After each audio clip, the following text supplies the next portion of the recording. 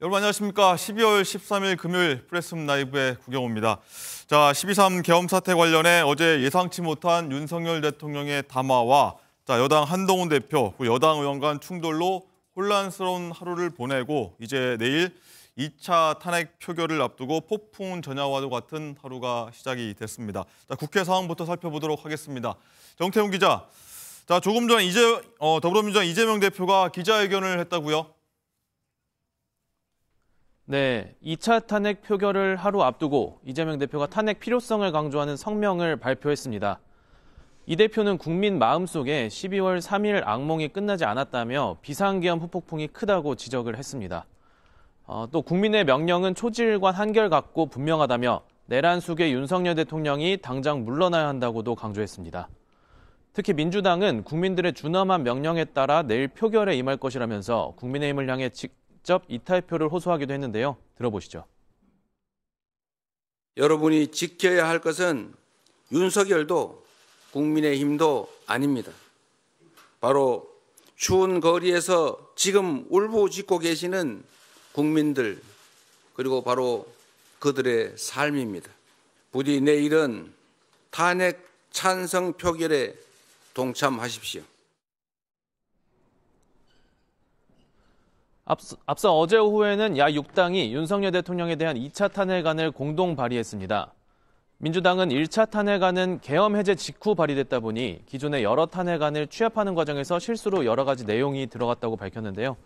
그러면서 이번에는 오로지 위법한 계엄 행위와 내란 행위에만 초점을 맞췄다고 설명했습니다. 민주당은 오늘 본회의에서 해당 탄핵안을 보고한 뒤 내일 오후 5시 2차 탄핵 표결을 진행한다는 계획입니다. 네, 어제 대통령의 담화 뒤에 혼돈 그 자체였던 국민의힘은 윤 대통령 출당 및 제명 조치를 위해서 윤리위원회를 긴급 소집했는데 결과는 나왔습니까? 네, 대통령 담화 이후 더 이상 윤석열 대통령이 대통령직을 수행할 수 없다고 밝힌 한동훈 대표는 어젯밤 10시 긴급 윤리위 소집을 지시했었죠. 보안 유지 등을 위해 당초 당사로 예정돼 있던 장소가 개최 직전 변경되기도 했는데요.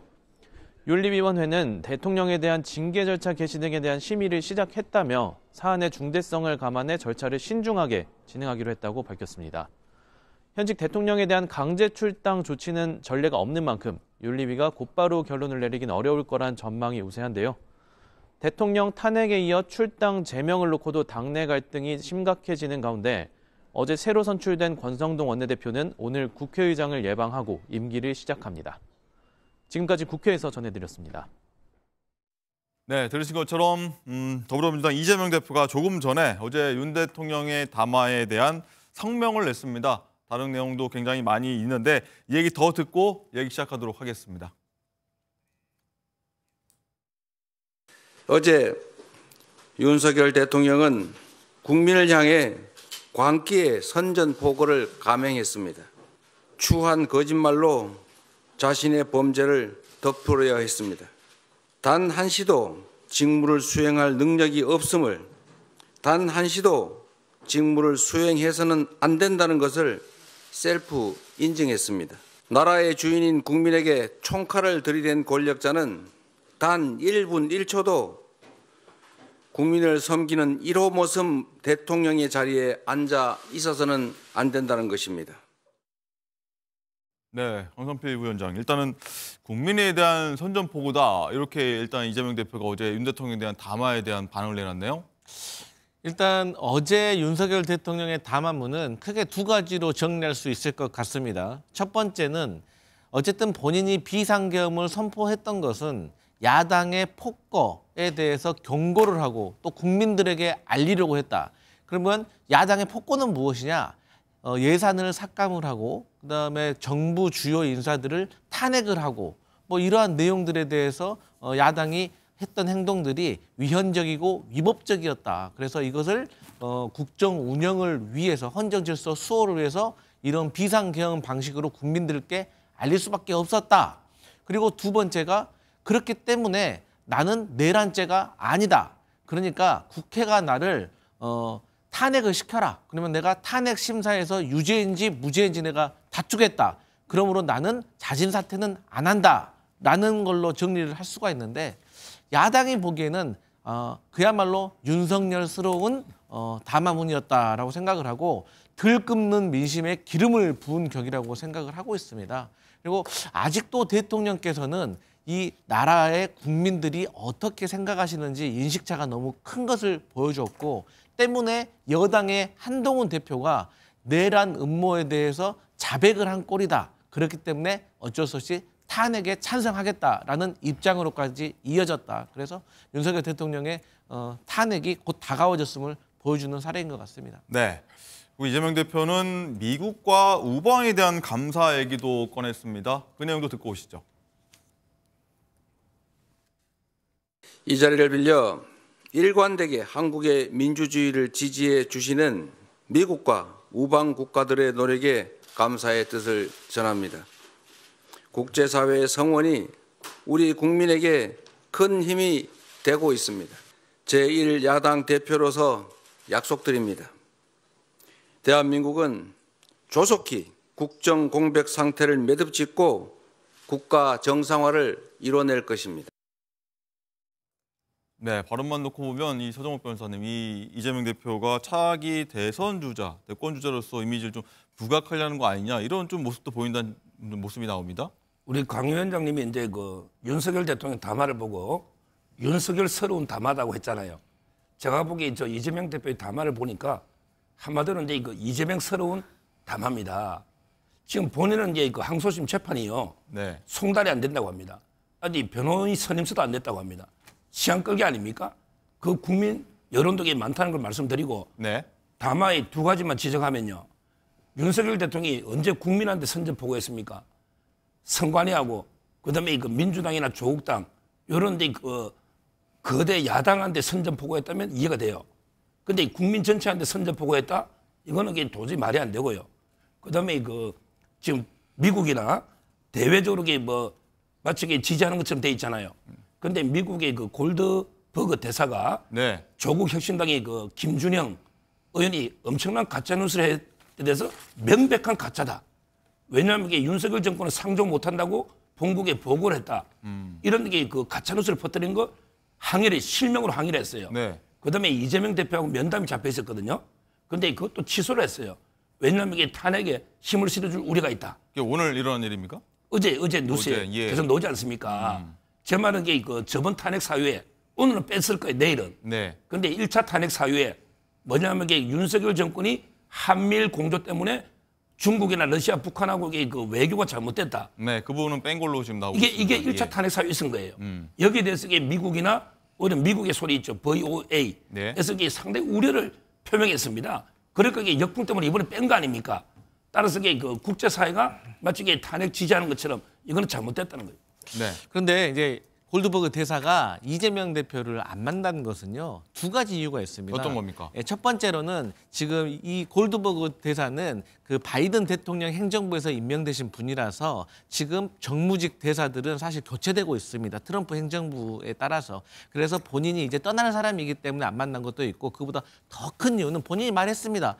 혹여라도 이재명 대표를 만나는 것이 내정 간섭 혹은 탄핵에 힘을 실어주는 오해가 될 수 있다고 했기 때문에 뭐 이재명 대표를 뭐 인정하지 않고 뭐 그런 의미는 아니라고 알고 계시면 될 것 같습니다. 네. 두 담화에 대해서 윤석열스럽다, 이재명스럽다 두 분의 논평도 한번 들어봤고요.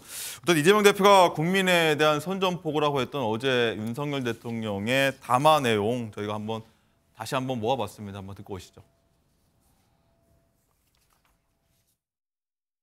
저를 탄핵하든 수사하든 저는 이에 당당히 맞설 것입니다. 법적, 정치적 책임 문제를 회피하지 않겠다고 이미 말씀드린 바 있습니다. 저는 대통령 취임 이후 지금까지 단 한순간도 개인적인 인기나 대통령 임기 자리 보존에 연연해 온 적이 없습니다. 저는 끝까지 싸울 것입니다. 계엄령을 발동하되 그 목적은 국민들에게 거대 야당의 반국가적 패악을 알려 이를 멈추도록 경고하는 것이었습니다. 사병이 아닌 부사관 이상 정예 병력만 이동시키도록 한 것입니다. 도대체 2시간짜리 내란이라는 것이 있습니까? 질서 유지를 위해 소수의 병력을 잠시 투입한 것이 폭동이란 말입니까?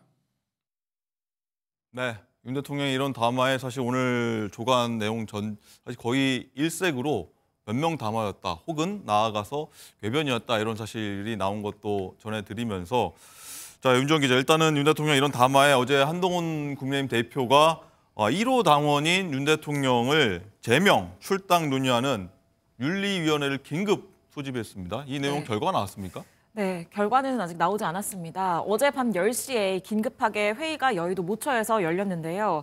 현직 대통령에 대한 강제 출당 조치는 유례가 없는 일입니다. 네. 그렇기 때문에 당내 이견이 많고 또 파장이 클 것으로 예상이 되는 만큼 윤리위원회가 바로 결정을 내릴 수는 없는 상황입니다.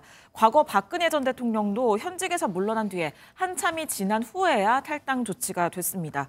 친한계는 현재 이 계엄 선포로 인해서 당에 끼친 해악이 많기 때문에 징계 사유가 충분하다라고 보고 있습니다. 하지만 권성동 원내대표는 이 거취는 대통령이 판단할 문제다, 이런 입장이거든요. 친한과 친윤의 입장이 굉장히 갈리는 상황입니다.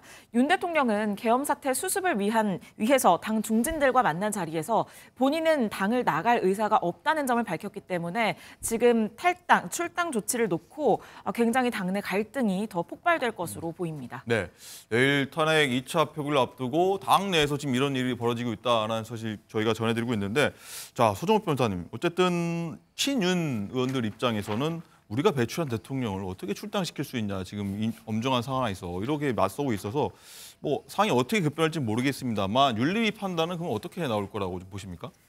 먼저 이제 옛날에 박근혜 대통령 있죠.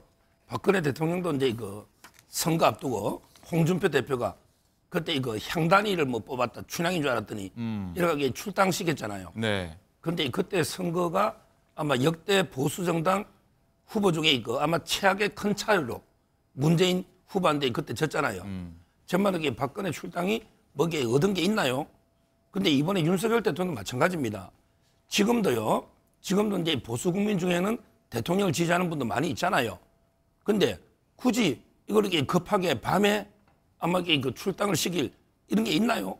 의원들도 친윤 권성동 의원이 압도적으로 2배로 이기지 않습니까? 원내대표, 새 원내대표예요? 예. 이런 식으로 지금도 친윤 의원들이나 친윤 윤석열 대통령 지지하는 분들이 있고요.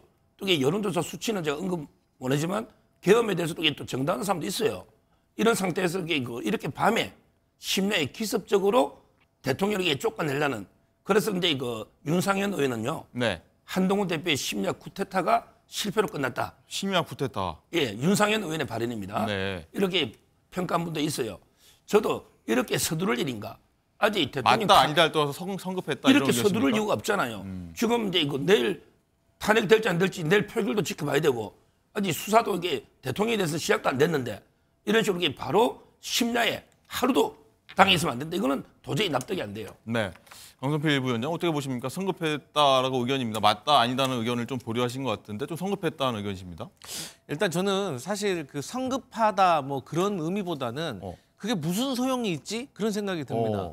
그러니까 지금 현재 윤석열 대통령이 내란 혐의로 인해서 탄핵 위기에 처한 것은 온 국민이 알고 있고, 물론 이제 여당과 야당의 차이는 있겠지만 저희 야당이 느꼈을 때는 아주 많은 국민들이 윤석열 대통령의 내란죄에 대해서 비난을 하고 있고 탄핵을 확실시 생각하고 있는데, 지금 이 상황에서 대통령을 국민의힘에서 탈당을 시키느냐 출당을 시키느냐, 이게 무슨 의미가 있는 거죠?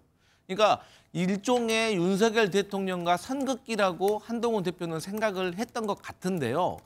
저는 이것은 오히려 당내 갈등만 부추기는 것 같습니다. 그렇기 때문에 지금 현재로서는 한동훈 대표가 윤석열 대통령 출당에 대해서 논하는 것보다 확실하게 탄핵에 찬성을 해서 윤석열 대통령을 직무 배제시키고 법적 절차에 따라서 이 혼란스러운 국정을 정상화시키는 데 노력을 해야지, 그러한 과정 속에서 과거에 박근혜 전 대통령이 탄핵 당한 후에 출당 조치 됐던 것처럼 윤석열 대통령도 그 절차대로 누가 하려고 하지 않아도 그 흐름에 따라 그렇게 처리될 것이기 때문에 지금 이 탄핵 가결을 앞두고 있는 이 상황에서는 그렇게 효율적인 행동은 아닌 것 같다 그렇게 보여집니다. 네.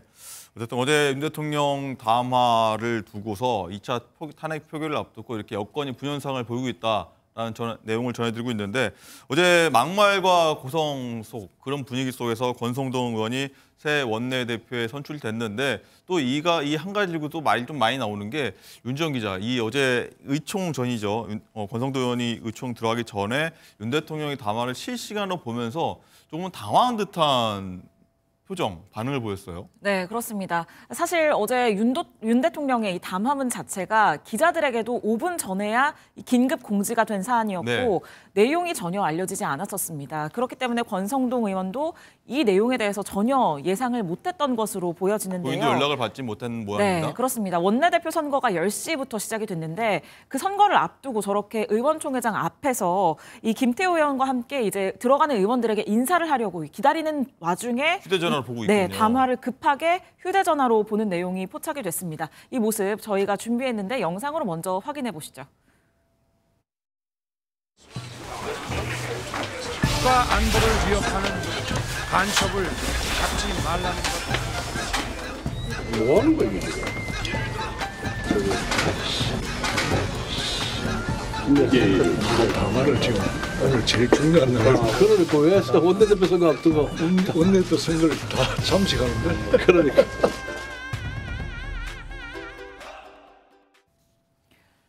김태호 의원 그리고 권성동 의원 입장에서는 어제가 굉장히 본인들이 원내대표가 네. 되느냐 마느냐 하는 둘다 당황한 것 중요한 같아요. 날이었는데 이 원내대표 선거가 좀 이슈의 중심이 돼야 하는데 아침부터 한동훈 대표가 9시 반에 담화를 긴급 발표하고 네. 또 이어서 대통령이 담화가 시작되니까 굉장히 당황한 모습이었고 내용 파악도 전혀 저 당시에는 되지 못했던 것으로 보여져서 지금 원내대표 선거를 앞두고 왜 이런 담화를 발표를 하냐 옆에서 김태호 의원이 이렇게 얘기를 했더니 거기에 대해서 동의를 하는 이런 모습까지 포착이 됐습니다. 네, 서정호 변호사님 어떻게 보셨는지 궁금합니다. 뭐 하는 거야 지금 하면서 뭐뭐라고 뒤에 좀 이었는데 이 내용을 갖고 좀 짜증이 났을까요? 아니면 이 발표 이 시점을 보고 그랬을까요? 아마 이게 내용은 아닌 것 같아요.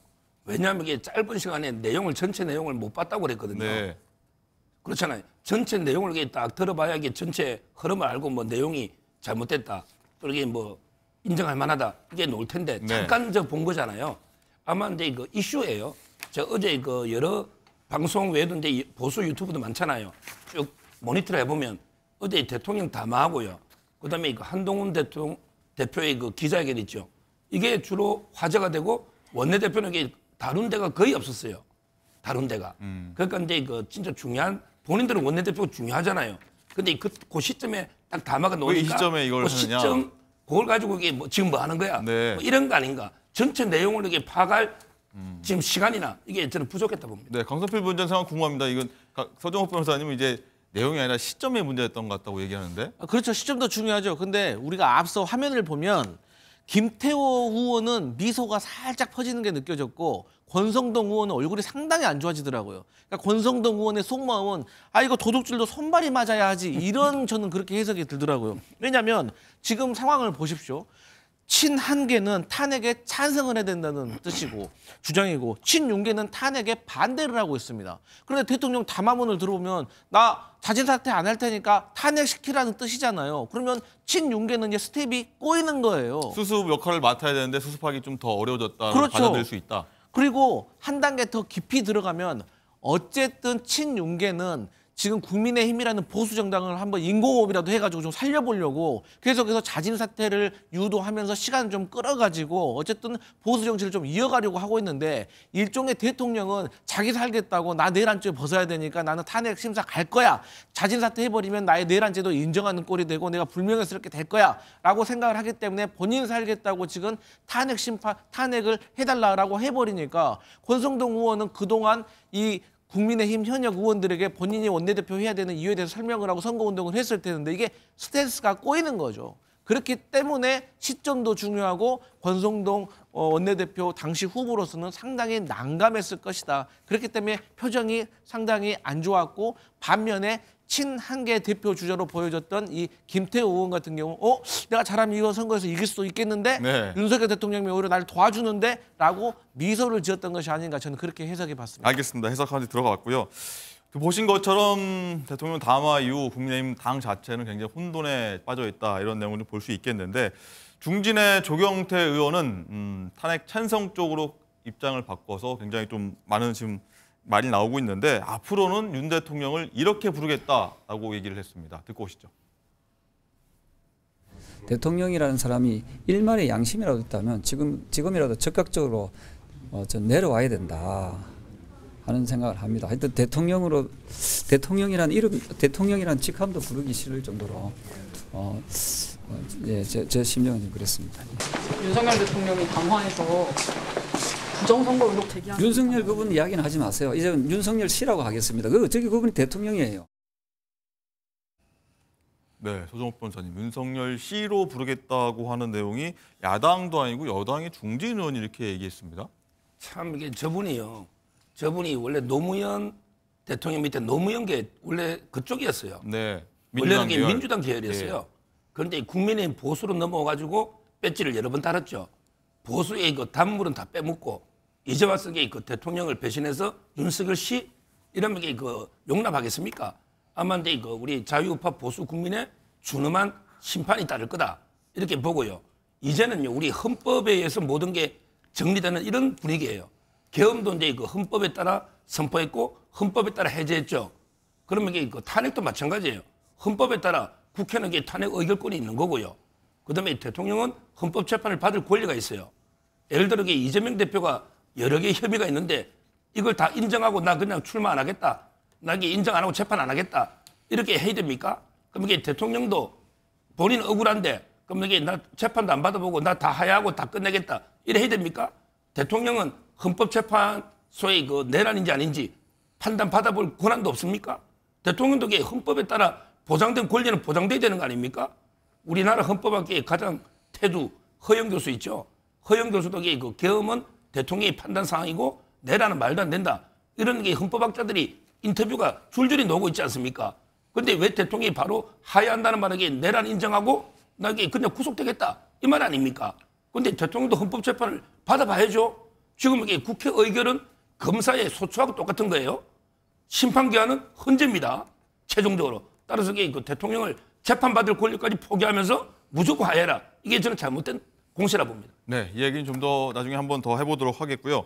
어쨌든 강전필 부위원장 여기에 대해서 윤상현 의원 같은 경우에는 너무한 거 아니냐, 어떻게 대통령을 윤석열 씨로 부르냐라면서 좀 반발을 했는데 이 내용 어떻게 보셨습니까? 일단 국민의힘 의원들 중에 이제 이탈표가 좀 더 많아지고 있다, 뭐 7표, 8표까지 나올 수 있다, 가결표가 이렇게 나온 상황인데요. 그러니까 이제 정치인들은 어찌됐든지 간에 본인의 정치 생명에 대해서 가장 최우선 문제로 생각을 하고 있기 때문에 조경태 의원 같은 경우도 현역 의원이고 말씀하셨듯이 저희 민주당 소속으로 의정활동을 하시다가 국민의힘으로 넘어가신 분인데 이분이 아주 어렸을 때부터 국회의원을 하면서 지역 구민들하고 스킨십이 아주 좋은 분입니다. 그러니까 당연히 지역민들의 민심을 청취를 하면 윤석열 씨라는 말도 사실 사치스럽다고 생각할 수도 있는 거예요. 그래서 이런 것들을 국민의힘 의원들 중에서 중진이기 때문에 말을 해줘야지 초선 재선들도 이런 생각을 하고 있는데 다른 친윤계 의원들 눈치 보느라고 이런 말을 못하니까 답답해하니까 대변을 했다고 생각하는 것이고 어쨌든 여론조사만 보더라도 이제 밖에 나가잖아요. 윤석열 대통령 탄핵에 찬성하십니까?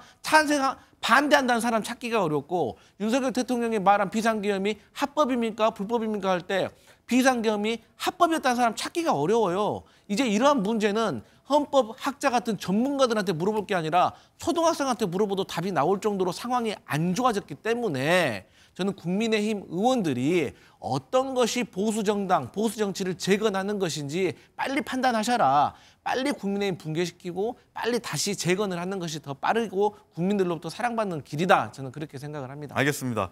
어쨌든 내일 탄핵 2차 표결이 있습니다. 국회 본회에서 오후 5시로 예정돼 있는데 일단 탄핵안이 통과되려면 의원 200명이 이제 찬성을 해야 되는데 어제 조국혁신당 조국 대표가 이제 실형을 받으면서 의원직을 결과적으로 상실했기 때문에 여기 대해서 또 표결 영향이 좀 있을 것 같은데 정리 좀 해볼까요? 어떻게 되는 겁니까?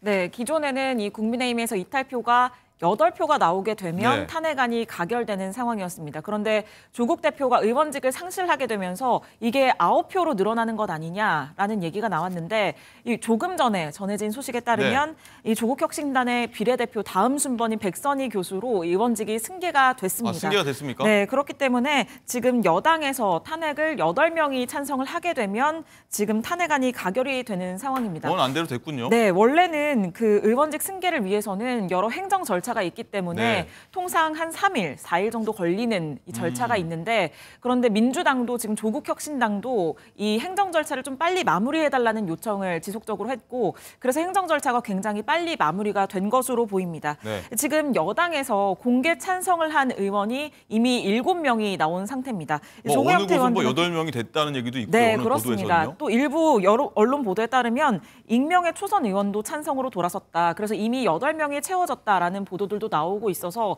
내일 탄핵안 가결 가능성이 현재로서는 매우 높아 보입니다. 높아졌다. 지난주보다 확실히 좀 높아진 면이 있다라고 네, 저희가 그렇습니다. 한번 전망도 해봤습니다. 어쨌든 내일 탄핵이 가결이 된다고 하면은 국민의힘 한동훈 지도부는 붕괴될 수 있다. 이런 얘기까지 나오고 있습니다. 어떤 이유에서인지 한번 얘기 듣고 오겠습니다.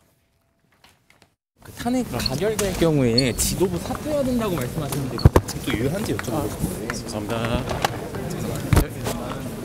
너무나 당연한 말씀을. 그러면 그 지도부 사퇴에 한동훈 대표도 포함될까요? 지금 탄핵에 대해서 상황이 달라졌잖아요. 그러니까 당내 논의 상황 지켜보고 변화가 있으시다는 의미로 받아들여도 될까요? 상황이 달라졌다는 말. 네, 탄핵이 가결되면 지도부, 국민의힘 지도부가 무너질 수 있다. 그런데 최고위원 가운데 친한계 의원입니다. 한 명이라 사퇴하면 한 대표 체제가 무너지게 된다 이 얘기인데 자 윤지원 기자 일단 여기에 조금 전에 마지막 나온 모습이 장동혁 최고위원인데 친한계 의원이지 않습니까? 네. 장동혁 의원이 지금 사퇴할 수 있다. 최고위원 사퇴할 수 있다. 그럼 붕괴될 수 있다. 이런 얘기입니다 지금. 네, 지금 이 한동훈 지도부 체제가 장동혁 최고위원의 손에 달려있는, 명운이 달려있는 지금 그런 상황으로 보여집니다. 상황입니까? 왜냐하면 국민의힘의 경우에는 최고위원 5명 중에 4명이 사퇴를 하면 최고위원회가 해산되고 비상대책위원회 체제로 전환이 되게 됩니다. 최고위원 절반 이상이 사퇴하면 무너지는 것이다. 4명, 비대위로 간다. 5명 중에 4명이 사퇴를 하게 되면 무너지는데 네. 현재 최고위원은 친윤이 3명, 그리고 친한이 2명으로 구성돼 있습니다. 네. 그런데 친한 중에 1명만 사퇴를 하더라도 친윤이 함께 동반 사퇴를 하게 되면 4명이 사퇴를 하기 때문에 지도부가 무너지게 되는 건데요. 네. 진종호 최고위원은 대통령 탄핵의 찬성 입장을 공개적으로 밝혔습니다. 한동훈 대표와 뜻을 같이 하고 있는데 그런데 현재 장동혁 최고위원은 탄핵에 반대한다는 입장을 내세우고 있거든요. 이 앞서서는 대통령이 탄핵되면 최고위원 자리를 내려놓겠다 이러한 발언을 하기도 했습니다.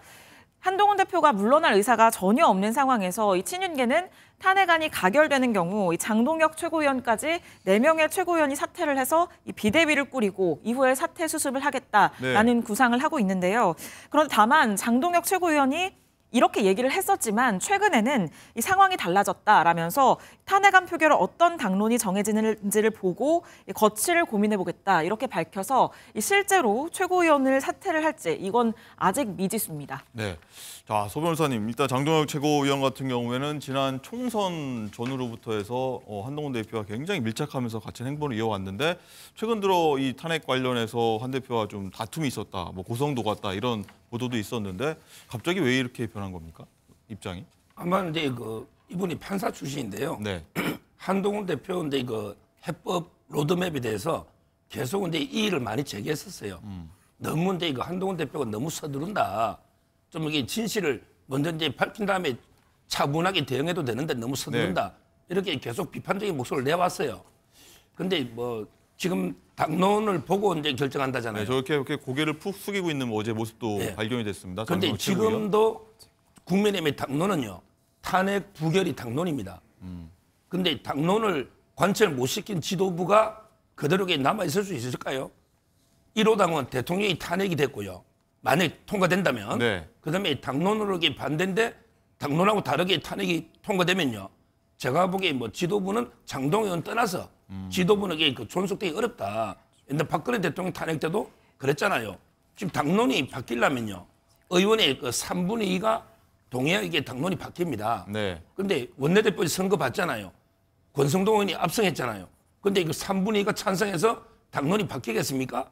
저는 지금도 이게 당론은 탄핵 부결이고, 그럼 이게 당론하고 다르게 내일 이게 결정이 나면, 그럼 이게 지도부는 유지되기 좀 어렵다. 친윤 의원들이 사퇴하더라도 친한 의원들끼리 남아 있을 수도 없는 상황이다, 지도부에. 네, 뭐 그걸 떠나서 네. 당론이 탄핵 반대인데 탄핵이 되면 엄청난 일이잖아요. 1호당은 대통령이 탄핵됐는데 집권 여당의 지도부가 그대로 아무 일도 없었던 것처럼 있을 수 있겠습니까? 지금이 비상상황입니까 아닙니까? 저는 제가 이게 정치평론하면서 여당의 이런 비상상황 처음 보거든요. 근데 옛날에는 비상상황도 아닌데 비대위 많이 가더라고요. 근데 지금은 진짜 비상상황이에요. 네. 지금은 비대위가 필요할 때죠. 오히려 저는 지금 이게 더 한동훈 체제보다는 비대위가 맞다 봐요. 네. 자, 그럼 강성필 대표님. 네. 그러면 한동훈 대표가 본인의 거취를 스스로 결정할 수도 있지 않을까 생각도 들기도 하고 추측도 되거든요. 만약에 탄핵이 가결된다고 하면 그런 결단 내릴 수 있다고 보십니까? 그러니까 이제 한동훈 대표가 자진 사퇴하는 그런 방법도 있습니다.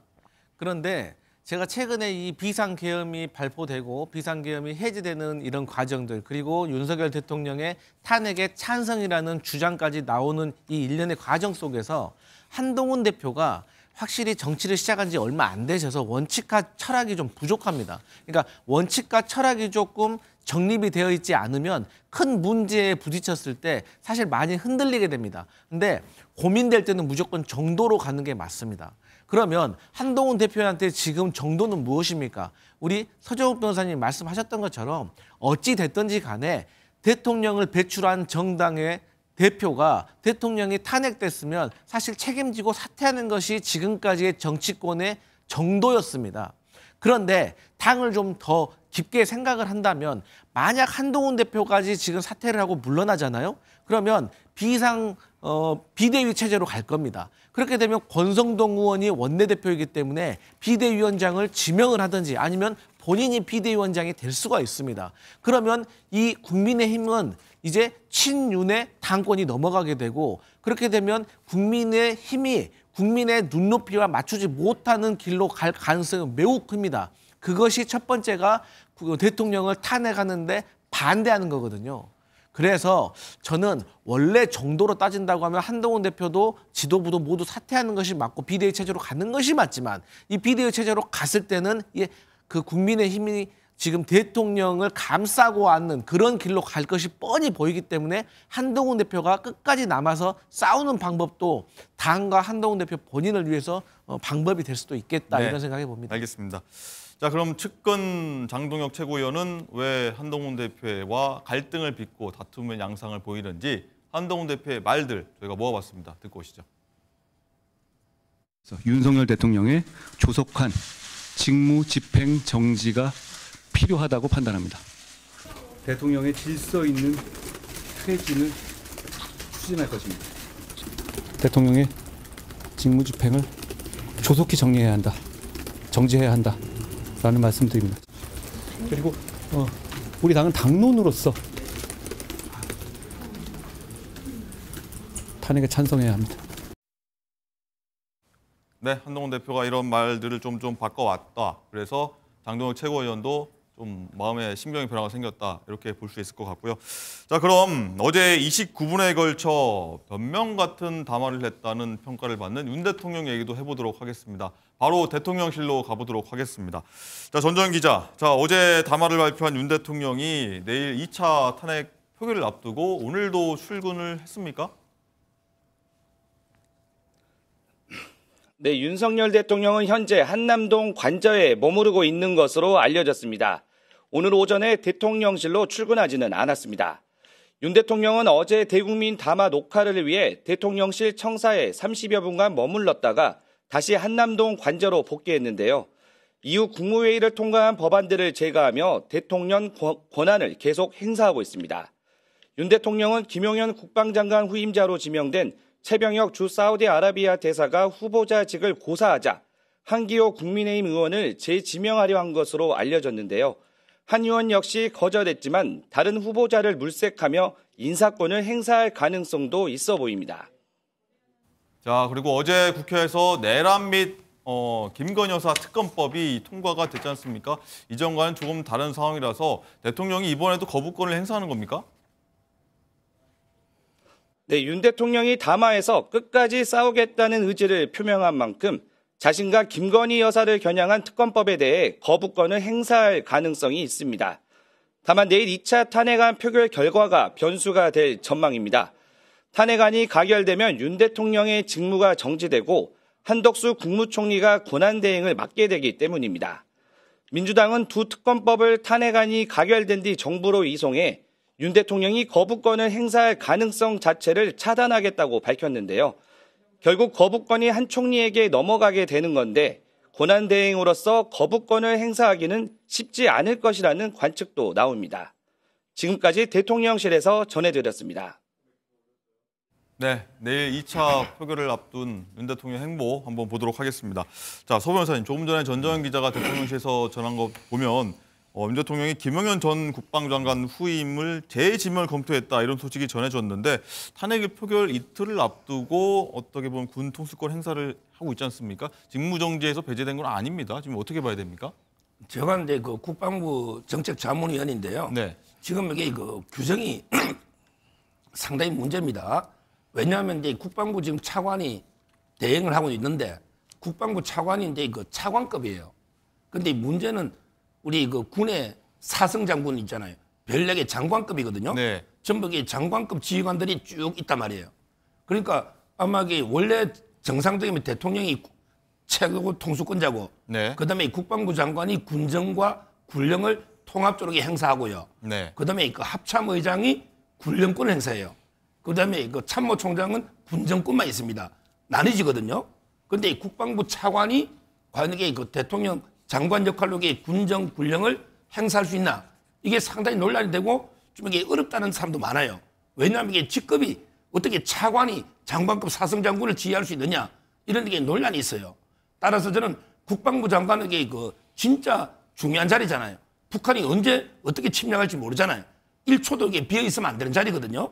따라서 저는 뭐 대통령이 내일 어떻게 될 때 내일까지라도 1초라도 이게 안 보는 허텀이 빈틈이 있으면 안 돼요. 그래서 이게 그 지명하는 게 맞다. 국방부 장관의 공석은 상당히 그 안보의 중대한 위기라고 봅니다. 네, 어쨌든 이어가야 된다. 국정이 마비돼서는 안 된다는 말씀을 해주셨고, 그리고 또 하나 조금 전에 들어온 새로운 소식인데, 자, 강성필 대변인, 일단 네. 이번 비상계엄 선포 직후에 위치 추적을 하려고 했던 인사 중에 현직 판사가 포함된 걸로 알려져서 좀 논란이 있는데, 여기에는 또 이재명 대표에게 예전에 무죄를 준 판사가 체포 대상이었던 걸로 확인이 돼서 굉장히 논란이 일고 있습니다. 그러니까 윤석열 대통령의 이번 담화문만 보더라도 사법부 마비라는 발언이 2번이나 있었습니다.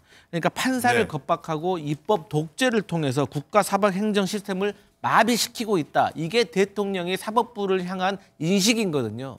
그래서 그런 것들이 연장성산에 저렇게 이재명 대표에게 무죄를 주었던 판사를 체포까지 했다는 것은 정말 충격적이지 않습니까?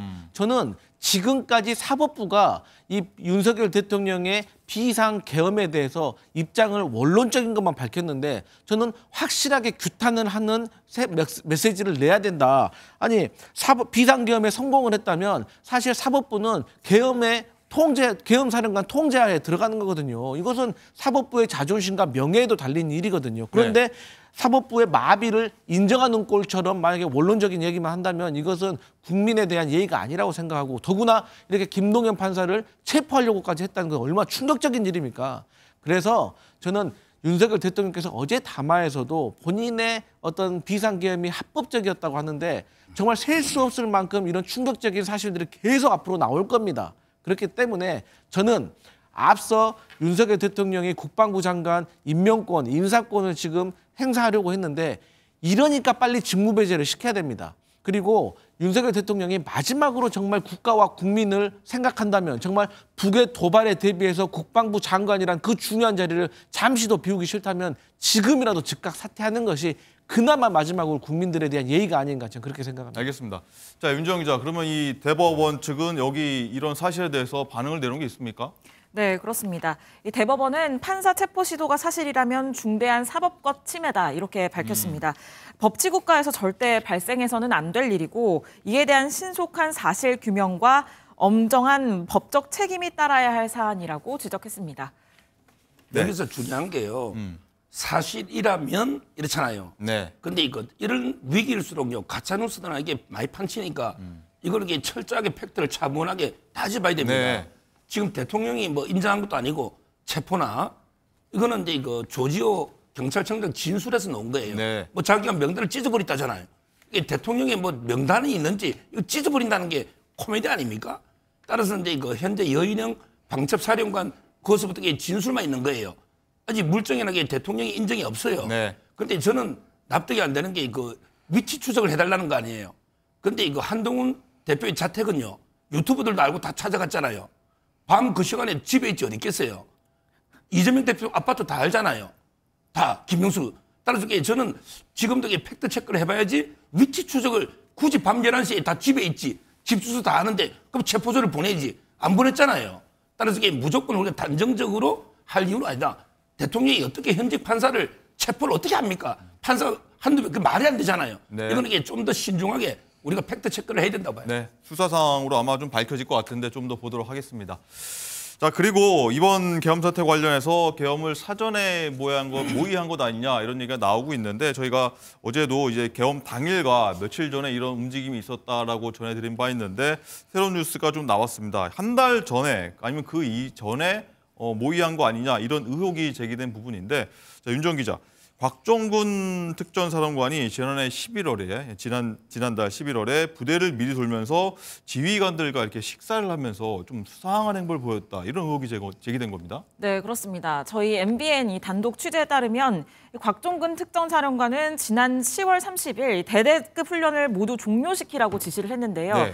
그리고 나서 이틀 뒤부터 이 예하 부대를 돌면서 여단장 등 주요 보직자들과 잇따라서 오찬 일정을 잡았다는 네. 겁니다. 그리고 이 상당수가 이 국회에 투입됐던 군부대들이었다고 하는데요. 이 오찬 자리에서 곽 사령관은 비상 상황이 발생할 우려가 있다라면서 대비 태세를 강화하라고 주문을 했고 또 출동 명령이 내려졌을 때 출동 준비에 걸리는 시간 그리고 현장에서 발생할 수 있는 어려운 점 등을 물어본 것으로 전해졌습니다. 네. 그러면서도 이 곽 사령관은 부담을 주고 싶지 않다라면서 아직 전파하지 말라라는 당부를 덧붙였다고 하는데요. 네. 어떤 각별한 보안을 유지하려고 했던 것으로 보입니다. MBN은 곽 사령관에게 11월 행보에 대해서 설명을 듣기 위해서 연락을 접촉을 했는데 네. 연락이 닿지는 않았습니다. 그렇군요. 수사기관은 곽 사령관 등 이 계엄 작전의 현장 총괄 지휘관들이 계엄 준비를 언제부터 시작을 했는지 지금 그 내용을 수사하고 있습니다. 네, 강선필 대변인. 네. 자, 이거 미리 알고서 병력 투입하려고 했던 그런 준비 아니냐 의혹이 좀 있을 법합니다. 그 사실이 저는 좀 신빙성이 있다고 생각을 하는데 그 이유가 저희 민주당에서 김민석 의원하고 박선원 의원, 김병주 의원이 4달 전부터 이 얘기를 했었어요. 계엄의 위험이 있다고. 그때 국민의힘에서 얼마나 비웃었습니까? 오히려 이 비상계엄의 중요 가담자인 김용현 전 국방부 장관은 국회 나와가지고 그런 일이 있을 수 있겠습니까? 라고 아주 전문 연기자 수준으로 거짓말을 말했어요. 그런데 어떻게 됐습니까? 그리고 박선원 의원이 제보 받은 바에 따르면 12월 1일부터 이미 훈련 자제를 시키고 비상대기를 시켰다라는 주장이 있고요. 그래서 박선원 의원이 국정감사에서도 국방위 국정감사, 그 정보위 국정감사에서도 수차례 방첩사령관, 특전사령관에게 말했답니다. 혹시라도 계엄을 생각하고 있다면 그러지 말아라. 그리고 김병주 의원 같은 경우는 사성 장군 출신이기 때문에 일단 지난번 과거에 있었던 군 장성 인사라든지 방첩사에 있었던 인사라든지 그런 걸 보니까 분위기가 이례적이라는 거예요. 예를 들어서 하나 말씀드리면 방첩사에서 주요 보직 3가지가 있는데 이게 한꺼번에 외부 인원으로 바뀐 적이 없답니다. 네. 그런데 이게 바뀌면서 또 충암파가 주요 보직에 들어가 있는 걸 보면서 계엄이 있을 수도 있겠구나라고 수차례 말했잖아요. 그리고 여인영 방첩사령관도 과거 여름에 윤석열 대통령과의 식사 자리에서 대통령이 계엄 얘기를 꺼낸 적이 있다고 하지 않습니까? 그리고 지난 10월에 북한의 무인기 침투, 이게 북한과의 긴장관계를 고조시켜가지고 비상계엄의 요건을 맞추려고 했다는 또 의혹도 있기 때문에 민주당이나 야당이 봤을 때는 충분히 사전에 모의가 철저하게 이루어졌다, 이렇게 볼 수밖에 없는 상황입니다. 이 역시도 수사로 밝혀질 부분이 아닌가 싶기도 하고요. 자, 그리고 윤 대통령이 칩거 중이던 지난주 금요일입니다. 1차 탄핵 표결 하루 전에 이 특전사령관에게 전화를 한 정황도 확인돼서 민주당은 여기에 대해서 증거인멸하는 거 아니냐, 이렇게 또 얘기를 하고 있습니다. 서 변호사님. 이것도 이거 섣불리 저는 단정할 수가 없다 봐요. 제가 알기로 계엄에 대해서 국무위원들도 전혀 몰랐다고 제가 여러 명한테 들었거든요. 국무위원들도. 직접 취재한 내용이니까. 예.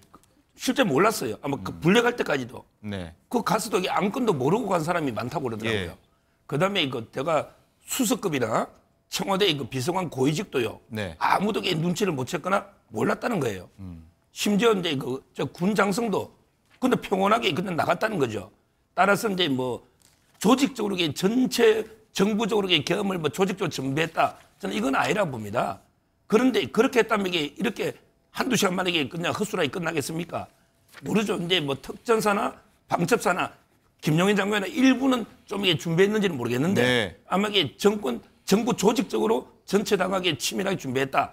이건 아니다. 이렇게 보이고요.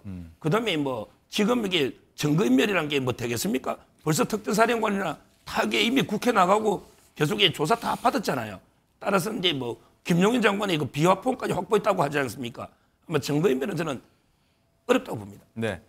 자, 그리고 또 하나, 국회 국방위에선 윤 대통령이 지난 8월 여름휴가 중에 군부대를 방문해 골프 쳤다, 이런 사실을 언급한 바가 있는데, 그런데 이 골프 라운딩이 이번 비상계엄과도 연관됐을 수 있다, 이런 정황들이 나온 상황입니다. 지난 국방위 영상부터 한번 만나보도록 하겠습니다.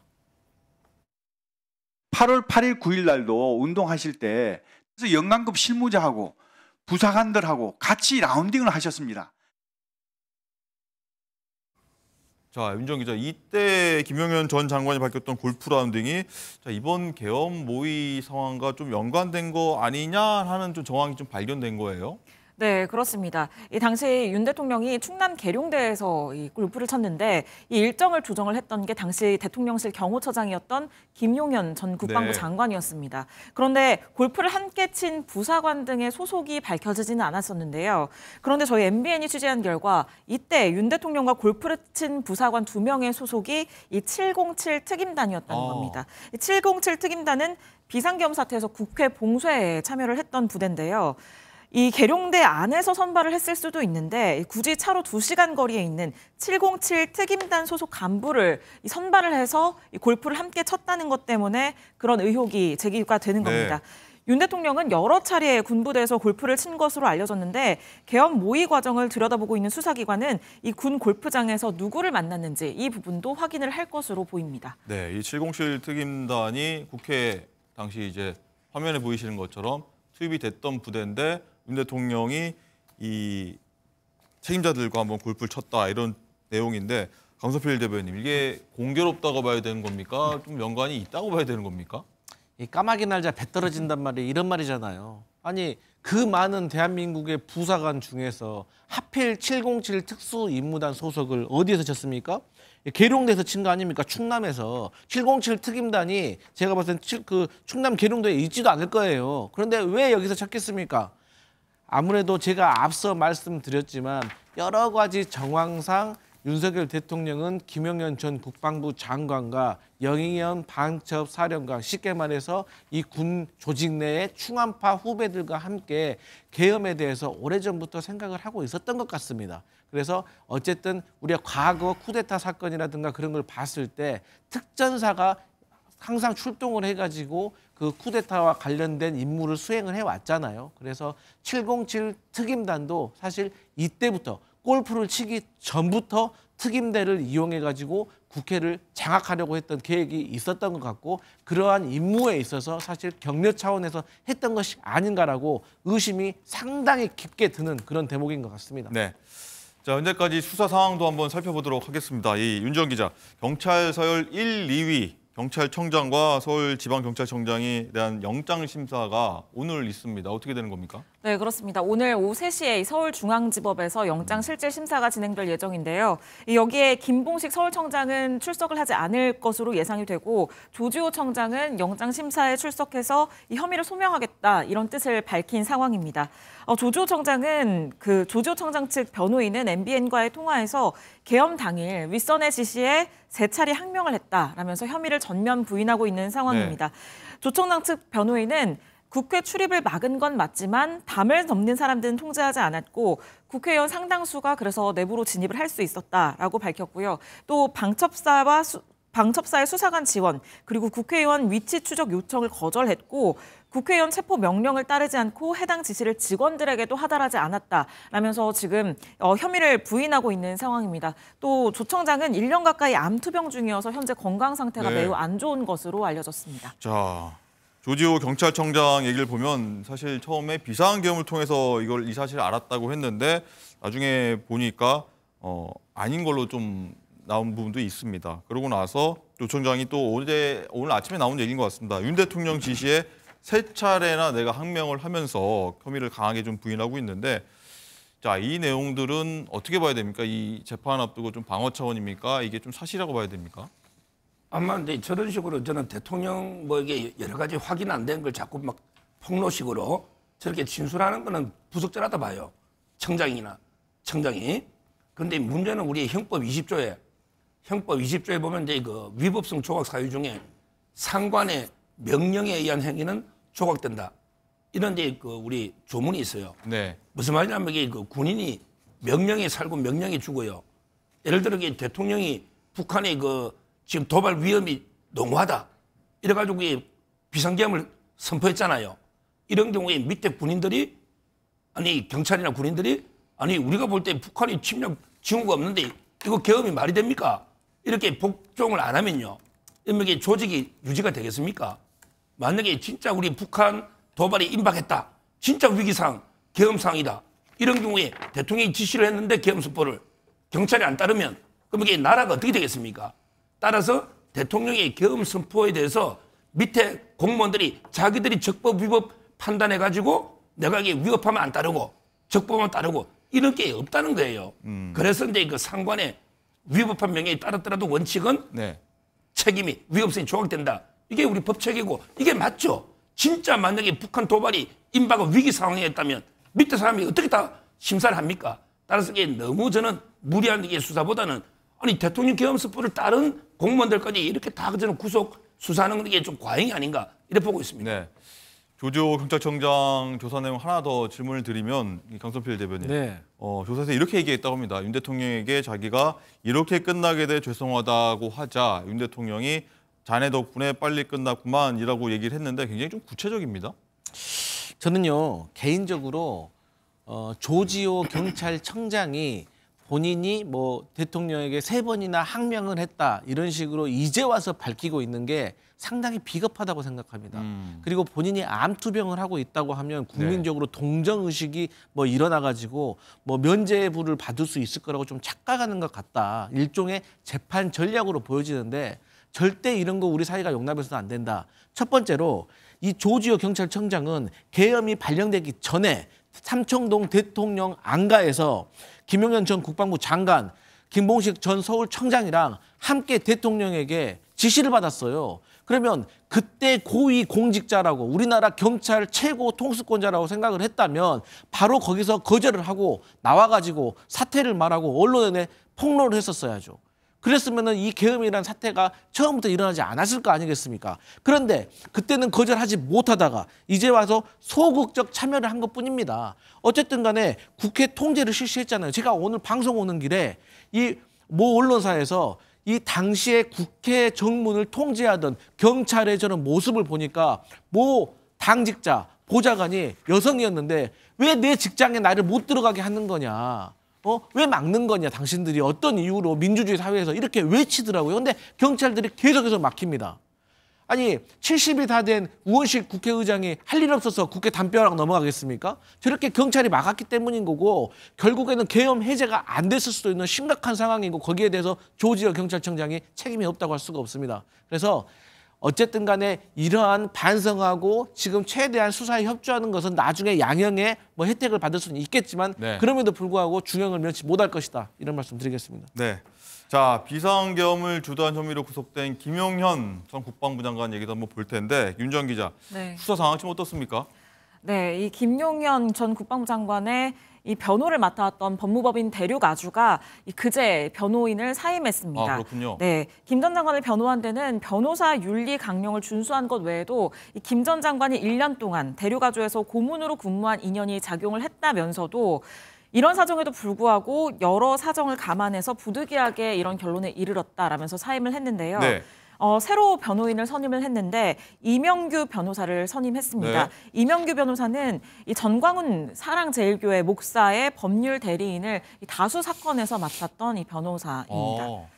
자, 강성필 대변인, 네. 일단은 새 변호인이 극우 성향으로 알려진 전광훈 목사의 최측근이다라고 봐서 또 뭐랄까요, 화제 내지 논란이 될 것 같은데 어떻게 보십니까?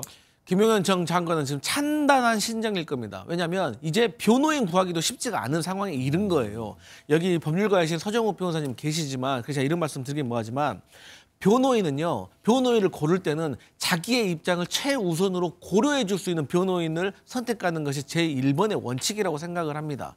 그런 차원에서 지금 김용현 전 국방부 장관은 2명의 변호인이 필요할 겁니다. 첫 번째로는 법리적으로 철저하게 재해석을 해가지고 김용현 전 국방부 장관의 어떤 죄에 대해서 최대한 양형의 혜택을 받을 수 있는 법리의 밝은 변호인. 그리고 두 번째는 지금 조사하고 있는 검찰 측과 조금 협상이 가능한, 쉽게 말해서 뭐 플리바게닝을 하라는 게 아니라 네. 어쨌든 수사에 최대한 협조를 하면서 반성하는 모습을 보여줄 수 있는 이런 2명의 변호인이 필요한데 지금 전광훈 목사와 가깝다고 하는 이 극우 성향의 변호사라고 한다면 이분이 김용현 전 국방부 장관을 최우선으로 고려하는 변론을 할 수 있을까? 여기에 대해서 저는 개인적으로 물음표가 있고 어쨌든 지금의 상황에서는 좋은 변호사를 쓰는 것보다는 본인이 최대한 성실하게 수사에 협조하고 진실을 규명하고 여기에 대해서 참여하는 것이 가장 좋은 변론이 아닐까 저는 그렇게 생각합니다. 네.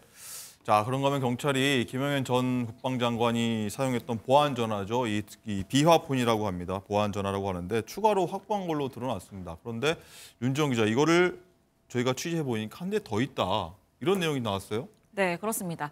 이 경찰이 김용현 전 장관의 비화폰을 첫 번째 압수수색에서 누락을 했다가 여론의 질타를 받고 부랴부랴 다시 압수수색을 진행을 해서 이 기기를 확보를 했는데 저희가 취재를 해보니까 이 비화폰 외에 비화폰이 하나 더 있는 것으로 지금 드러났습니다. 김용현 전 장관이 계엄을 지휘하면서 사용한 이 비화폰이 이 비상계엄 수사의 핵심 증거가 될 텐데요. 이 군이 관리하는 비화폰 외에도 일부 국무위원과 대통령실 고위 관계자 등에게 지급되는 별도의 기기가 있는 것으로 전해집니다. 그렇기 때문에 김 전 장관이 지금 긴급 체포 과정에서 본인이 제출한 개인 전화 그리고 군용 비화폰, 지금 압수당한 군용 비화폰 외에 한 대의 전화가 더 있었던 건데 이 새로 알려진 이 비화폰의 관리 주체는 대통령 경호처입니다. 그렇기 때문에 이 체포 당시에 비화폰을 경호처에 반납했을 가능성이 매우 큰 상황입니다. 현재 대통령실이 압수수색을 거부하고 있기 때문에 이 비화폰을 압수하는 것이 쉽지 않을 것으로 보이긴 하는데요. 이 법조계에서는 아직 확보하지 못한 이 김 전 장관의 비화폰 그리고 여기에 더해서 윤석열 대통령이 사용한 비화폰 확보가 시급하다는 지적이 나오고 있습니다. 네, 자, 소 변호사님, 일단 비화폰 얘기가 많이 나오는데 뭐 압수수색 해야 되는 겁니까? 짧게 한번 부탁드리겠습니다. 아니, 뭐 압수수색은 뭐 당연히 할 수 있겠죠. 근데 이 비화폰이라는 게 그 통신 감청이 있죠. 도청 이걸 이게 방지하는 거잖아요. 따라서 이제 뭐 누구하고 통화했는지까지는 놓을 거예요. 다만 이게 그 통화한 내용을 녹음 이런 건 안 되거든요. 녹음이 없죠. 그렇죠. 그렇기 때문에 이게 결정적인 증거가 될지 안 될지는 모르겠어요. 통화 내용만 놓을 겁니다. 누가 통화했는지만. 그러나 이게 그 녹음이 안 되니까 내용은 안 놓을 것 같아요. 통화 내역 정도만 있을 수 있다. 알겠습니다.